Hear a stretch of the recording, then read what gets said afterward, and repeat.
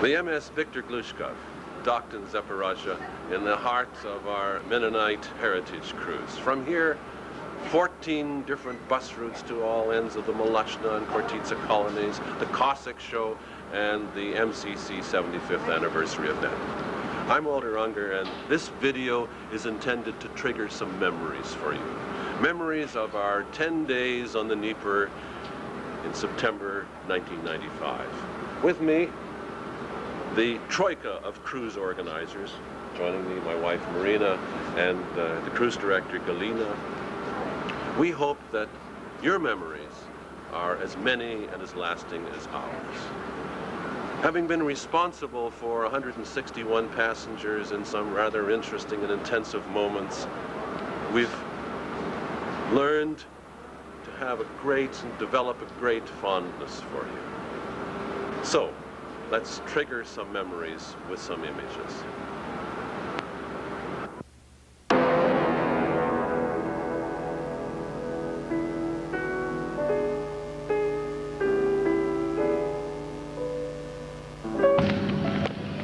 The Mennonite Heritage Cruise involved visiting many colonies in the vicinity of Zaporozhye. Furstenland, Shlachtin-Baratov, Borozenko. We're entering the village of Barvaldi in the old Khortytsa colony. There are only several buildings in this little village that date back to the Mennonite presence. The village of Nieder Khortytsa has a cemetery with a number of Mennonite gravestones. These stones are frequently difficult to read. Time has faded the inscriptions. The Mennonite tombstones are always located in the rear of the cemetery, usually in the unkempt section of the cemetery, sometimes under high brush. One has to be persistent to be able to discover the names and the other inscriptions on these stones.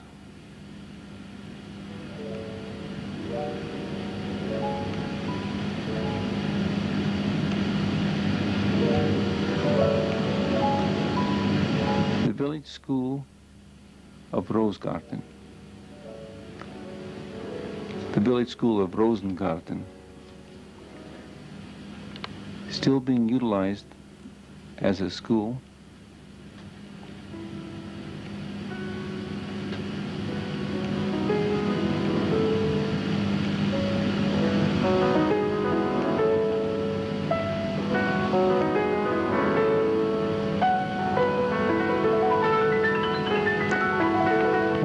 The delights of visits to the villages are always chatting with the old babushkas. They provide a wealth of information. This is the village school of Nieder Khortytsa. It was built by Mennonites. It is still being utilized as a school. The children seem very receptive to our visit.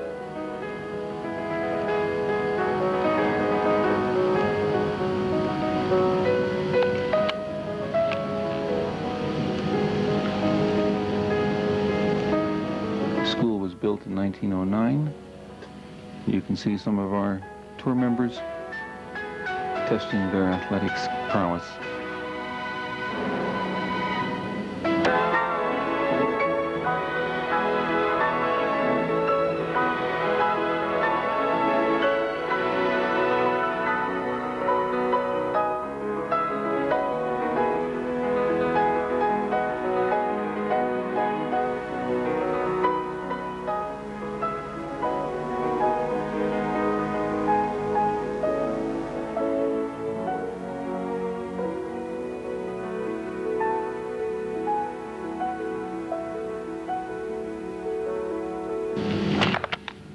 Some of our tour members standing on the plot of ground that was the ancestral homeland in Kronstal. In Oosterwijk, there are a number of important Mennonite buildings. The Rempel factory, a picnic lunch on the grounds of the Rempel factory, village children coming to share some of the lunch. The cemetery in Oosterwijk has only a few stones.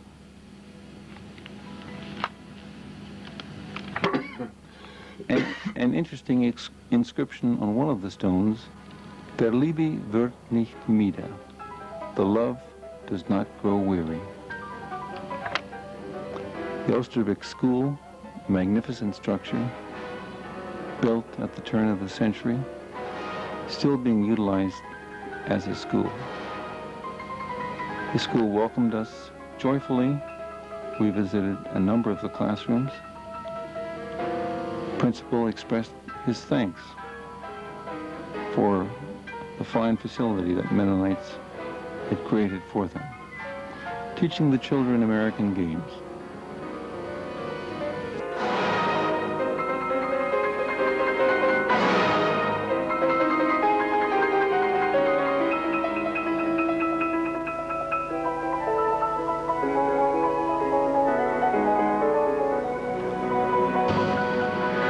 The Schultz factory was famous for its brickwork.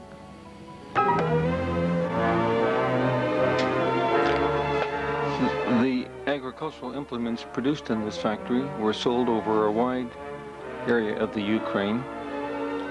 Today, the facilities of these fine buildings are utilized for milling flour and also for pressing sunflower seed oil.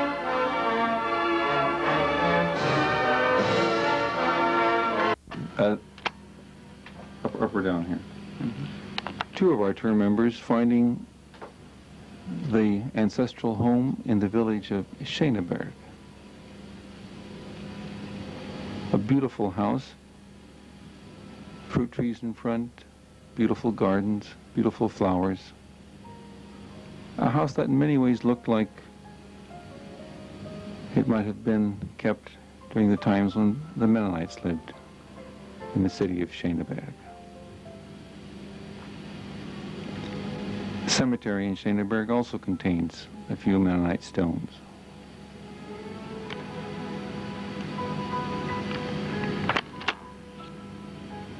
In Neuendorf, adjacent to the cemetery, one of the Ukrainian women gave us a series of melons and another attempt at teaching Ukrainian children American games.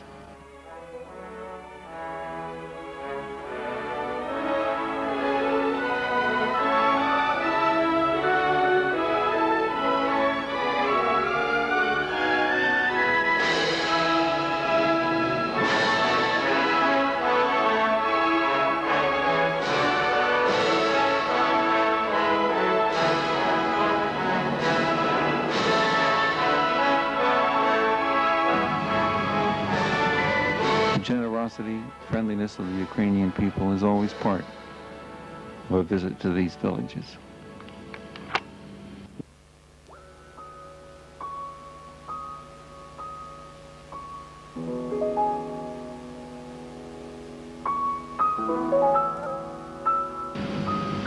The Willems Mill in Hauptstadt, a 7-story structure,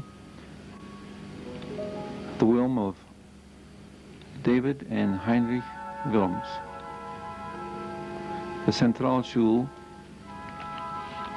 in Hauptstadt has the neoclassical architecture, and then the magnificent Heinrich Willems estate with its neo-Renaissance architecture. A house which at one time had 7,000 square feet of living space. Slightly damaged during World War II, but partially restored, so that one has a sense today of its grandeur during the time when the Willems family lived in this magnificent structure.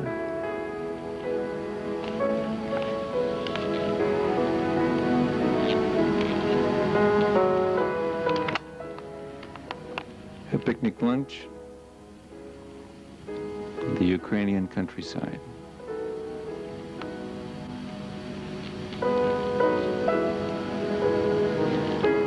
Lichtenau railway station, a place from which Mennonites departed for Canada and for Siberia.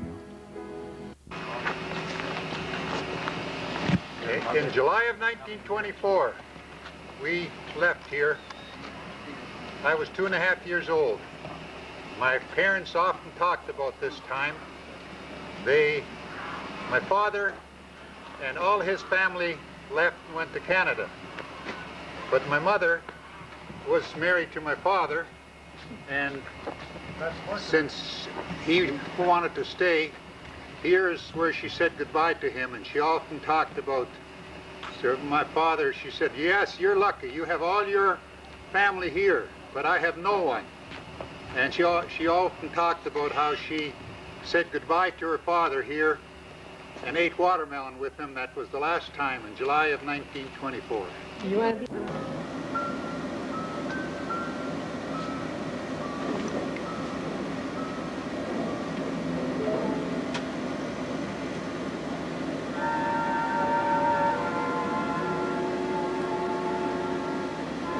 The Orloff Mennonite Church, the School for the Deaf and Dumb in Tiga,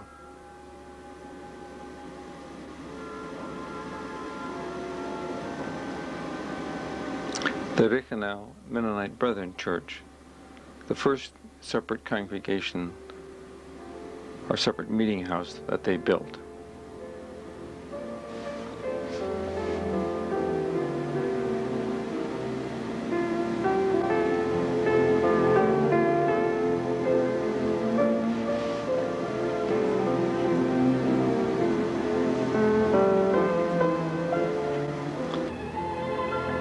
The Shanesay Mennonite Church, built in 1909. Originally, it had painted frescoes in the interior. There.